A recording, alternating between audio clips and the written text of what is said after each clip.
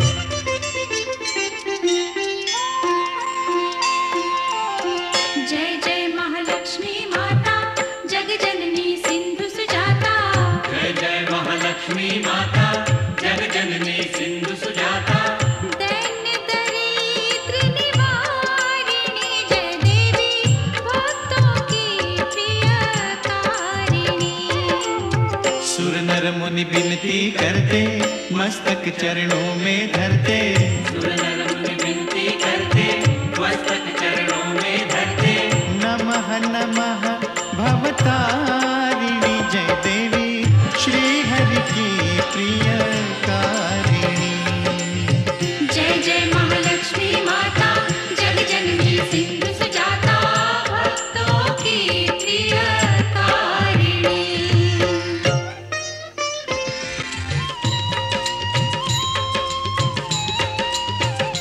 महालक्ष्मी विविध स्वरूपा महाकाली सरस्वती दुर्गा वैष्णव देवी कामाक्षा विंध्यवासिनी योग माया तुम त्रिपुर सुंदरी माता। तुम क्षीर भवानी शुभदाता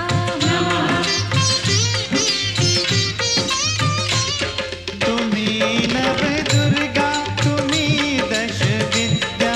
तुम्ही नव दुर्गा तुम्ही दश विद्या तुम्हारी माया न जाए जानी महालक्ष्मी जगत कल्याणी। तुम्हारी जय हो माता रानी। सुनत शुभ कथा जाए दुख व्यथा।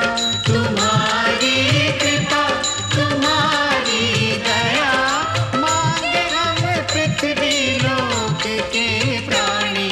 महालक्ष्मी जगत कल्याणी। तुम्हारी जय हो माता रानी।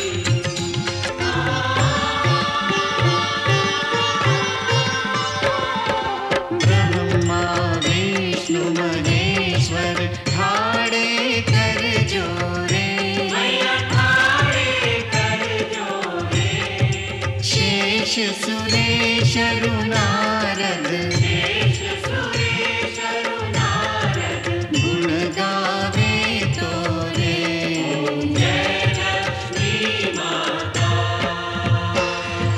महालक्ष्मी माता सदा निभाना हमसे स्नेह भरा नाता। जय लक्ष्मी माता जय लक्ष्मी माता जय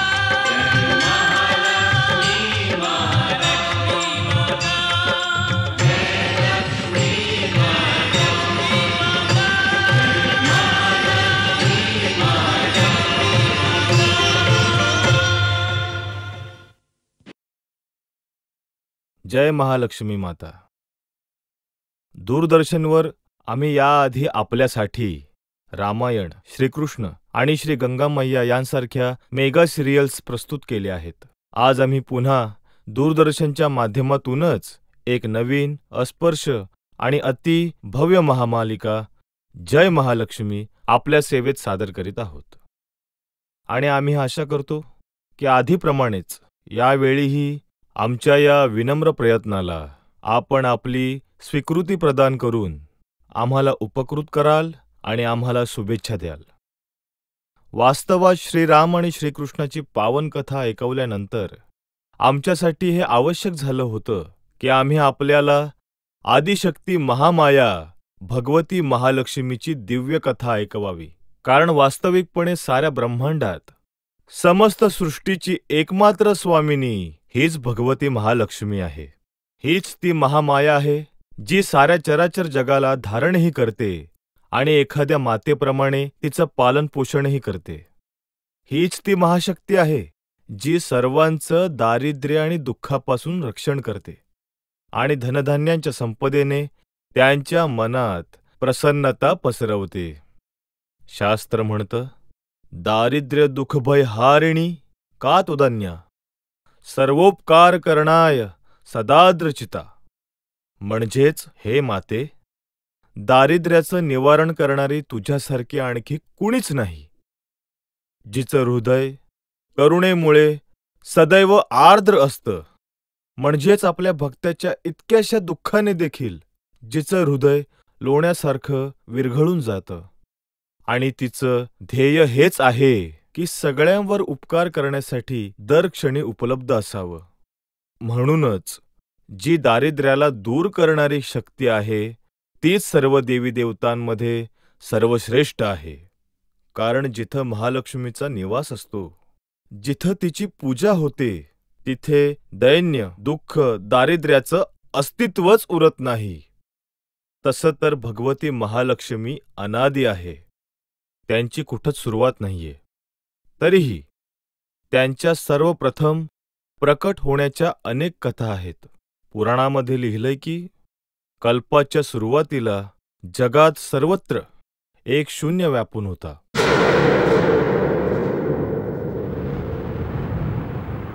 मग एका प्रकाशपुंजाची निर्मिती झाली आणि त्या प्रकाशपुंजातून सर्वप्रथम आदि नारायण प्रकट झाले.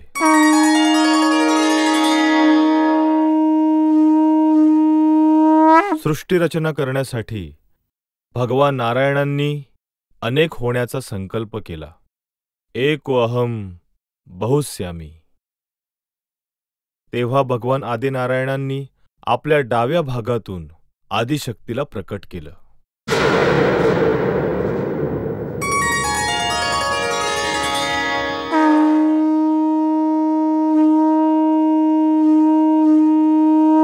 भगवान आदिनारायणांच्या दृष्टीने आदिशक्ती महामायेचं स्थान इतकं मोठं आहे की त्यांनी आदिशक्तीला प्रकट केल्यानंतर स्वतः त्यांना प्रणाम करून म्हणाले, देवी भगवती महालक्ष्मी, सृष्टीची रचना आणि संचालनाचा कार्यभार मी आपणास सोपवतो. आपण आपल्या आतून अन्य शक्तींना प्रकट करावे आणि सृष्टीची रचना, पालन आणि विनाश याचे उत्तरदायित्व स्वीकारावे. इथे हे सांगणं आवश्यक आहे की भगवान आदिनारायण केवळ संकल्प करतात आणि त्यांच्या संकल्पांना साकार करते माता आदिशक्ती. आदिशक्तीने प्रभूंना विनंती केली, माझी अशी प्रार्थना आहे प्रभू, आपण आपल्या महान अस्तित्वाच्या अंशातून 3 दिव्य विभूती प्रकट कराव्यात. आदिशक्ती महामायेच्या प्रार्थनेचा स्वीकार करून आदिनारायणांनी आपल्या अंशातून ब्रह्माजी, मग भगवान विष्णू आणि मग भगवान महादेवाला प्रकट केलं.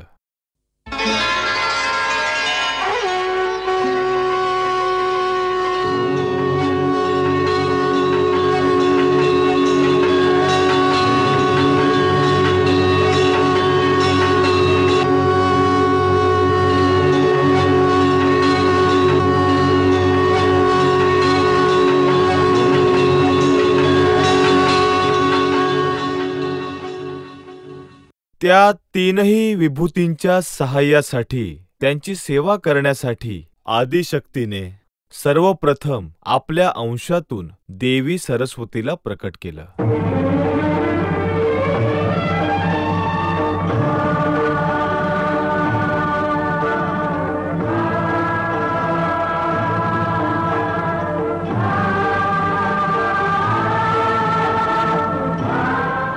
मग त्यांनी आपली शक्तिरूपा देवी शिवानीला आपल्या आतून प्रकट केलं.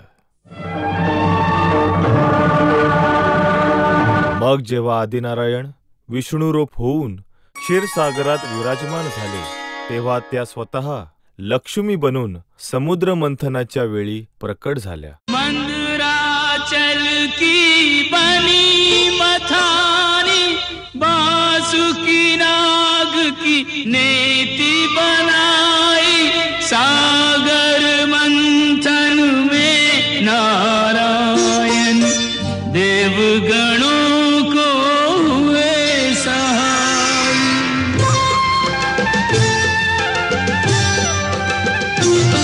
प्रारंभ हुआ सागर मंथन, सागर मंथन. प्रारंभ हुआ सागर मंथन, सागर मंथन. मंदराचल सा भारी पर्वत अपनी पीठ पे धारा, ले कच्छप अवतार प्रभु देवों का काज सवारा. प्रारंभ हुआ सागर मंथन, सागर मंथन.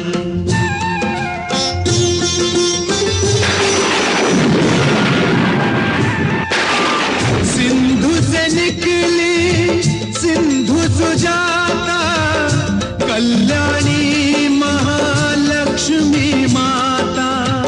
ही माता महालक्ष्मीच महामाया आहे, जी अनादी आहे, अनंत आहे आणि संपूर्ण चराचर विश्वाची स्वामिनी आहे. वास्तविकतः सृष्टीचं संचालन आदिशक्ती महालक्ष्मीच करते. प्रभू तर केवळ संकल्प करतात आणि त्या संकल्पांना हीच महामाया भगवती लक्ष्मी साकार करते. अशा प्रकारे सृष्टीचं संचालन करण्यासाठी ती आपल्या आतूनच निरनिराळ्या शक्तींना प्रकट करून वेळोवेळी आपल्या भक्तांची मदत आणि रक्षण करते.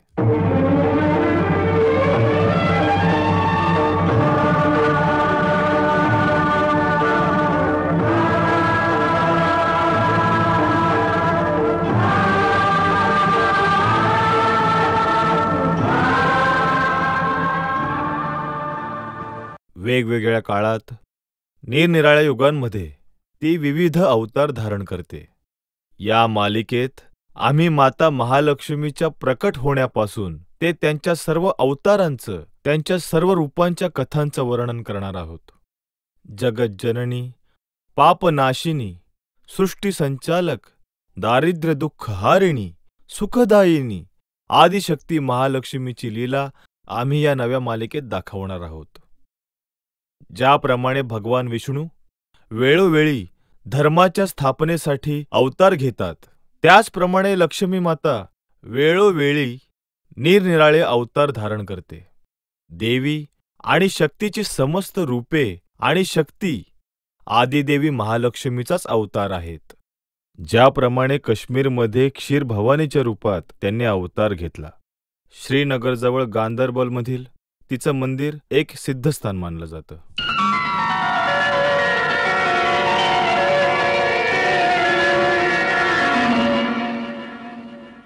दक्षिणेत त्यांनी पद्मावतीचा अवतार घेऊन सप्तपर्वतावर विराजमान तिरुपती बालाजींशी विवाह केला. त्यावेळी शिवासहित सर्व देवता सामील झाले होते. आसाममध्ये तंत्रशक्तीची साम्राज्ञी श्री कामाक्षा देवी,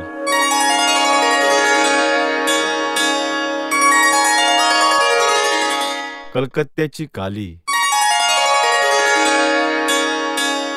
आणि महालक्ष्मी सगळे एकच रूप आहेत.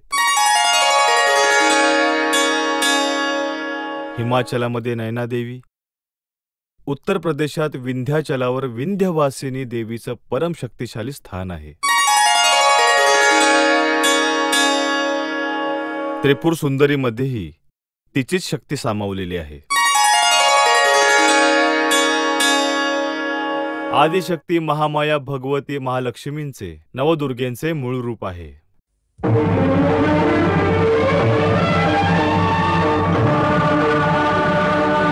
तिच्याच पासून 10 विद्या प्रकट झाल्या आहेत.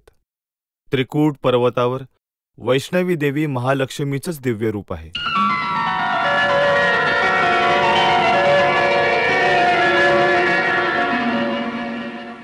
या सर्वांच्या कथा आम्ही तुम्हाला सांगणार आहोत. देवी भागवतमध्ये लिहिलं आहे की जेव्हा ब्रह्माने त्यांना विचारलं की देवी तू कोण आहेस, कासी त्वम महादेवी, तेव्हा त्यांनी सांगितलं, मी परब्रह्म स्वरूपिणी आहे. मी सर्वव्यापी आहे. अजन्म असूनही मी नाना देवी देवतांच्या रूपात जन्म घेते. ऋग्वेदातील दशम मंडळातील 125व्या सूक्तात आदिशक्ती माता महालक्ष्मी म्हणते, मी ब्रह्मांडाची अधीश्वरी आहे.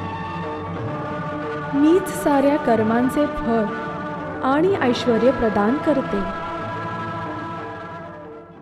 सर्व देवतांमध्ये भगवती महालक्ष्मीचं मोठं स्थान आहे. महाभारताच्या एका कथेत महाराज युधिष्ठिरांना यक्ष एक प्रश्न विचारतात की या जगात सगळ्यात मोठं दुःख काय आहे. युधिष्ठिराने उत्तर दिलं, दारिद्र्य. म्हणूनच जी दारिद्र्याला दूर करणारी देवी आहे, सगळं जग तिचीच पूजा करतं आणि ती आपल्या भक्तांवर उपकार करण्यासाठी आणि त्यांना सुखसमृद्धीने संपन्न करण्यासाठी ती दर क्षणी उत्सुक असते. जेव्हा भगवान विष्णूंनी कृष्णावतार धारण केला तेव्हा भगवती महालक्ष्मी रुक्मिणीच्या रूपात त्यांच्या सोबत आल्या. भगवती महालक्ष्मीने त्याच अवतारात प्रभूंच्या परमभक्त सुदामाचे दारिद्र्य दूर करण्याची लीला अत्यंत सुंदर प्रकारे केली आहे. परंतु हे देवी, आम्ही तर आपल्या बाजूने सुदामा आणि वसुंधरेच्या सांसारिक इच्छांची पूर्ती करून माझ्या वाट्यातल्या पोह्यांच्या दाण्यांची थोडी तरी किंमत चुकवली आहे. परंतु आता तुमची वेळ आहे. त्या उरलेल्या अर्ध्या दाण्याची किंमत तुम्हालाही चुकवायची आहे. लक्षात आहे ना, पोह्यांचा तो अर्धा दाणा जो वसुंधरेने तुम्हाला अर्पित केला होता. कशी विसरू शकते मी त्या अनमोल भेटीला. प्रभू, त्या बदल्यात मी देखील वसुंधरेला एक अमूल्य भेटवस्तू देईन, अवश्य देईन.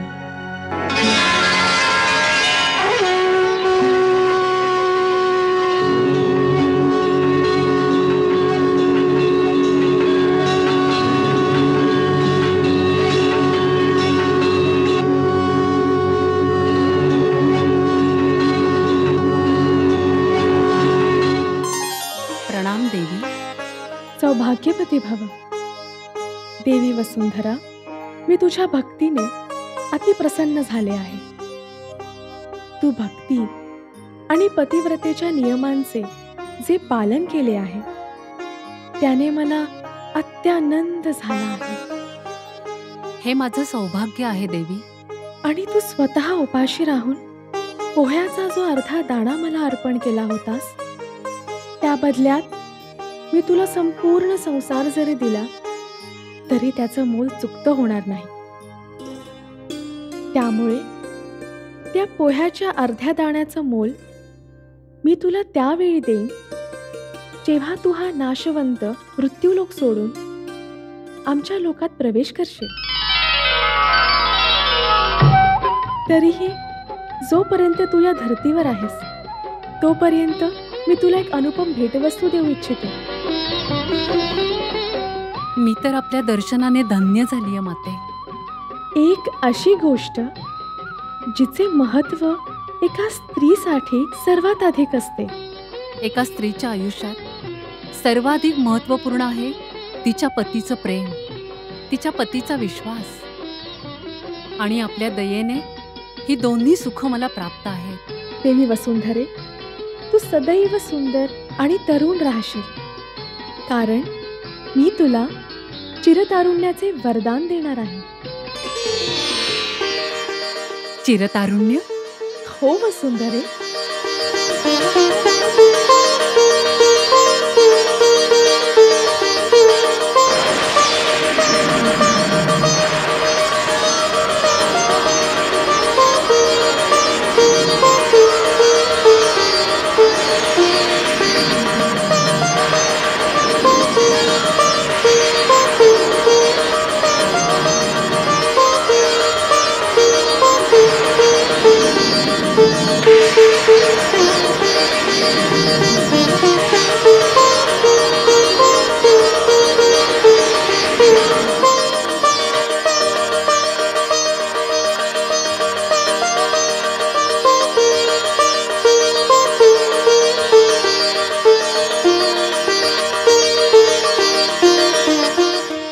धन्यवाद माते.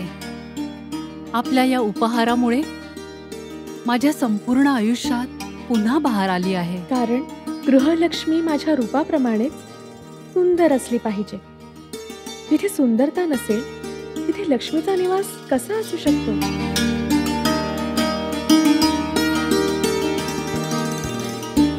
देवी वसुंधरे, हेही लक्षात ठेव की सौंदर्य, आकर्षण आणि प्रेम हे या संसाराला चालवण्याचे 3 मूळ आधार आहेत. आणि या शृंखलेची पहिली कडी म्हणजे सौंदर्य. आणि सौंदर्य हे शरीराचं असतं आणि मनाचंही असतं. मनाचं सौंदर्य तर तुझ्याकडे आहेच, आणि मी शरीराचे सौंदर्य तुला देऊन जात आहे. याला शृंगार रसाने सजव आणि आपल्या पतीचे प्रेम मिळव. तथास्तु.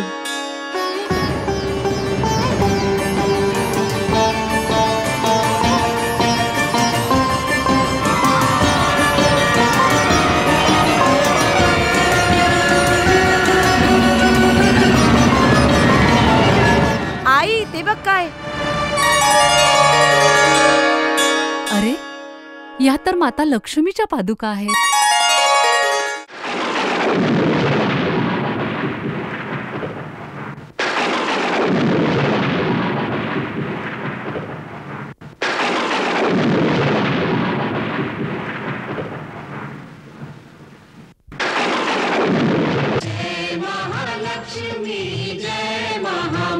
जय सिंधु सुता, जय विष्णु प्रिया, हम पे रखना सदा श्री चरणों की छाया. जय महालक्ष्मी,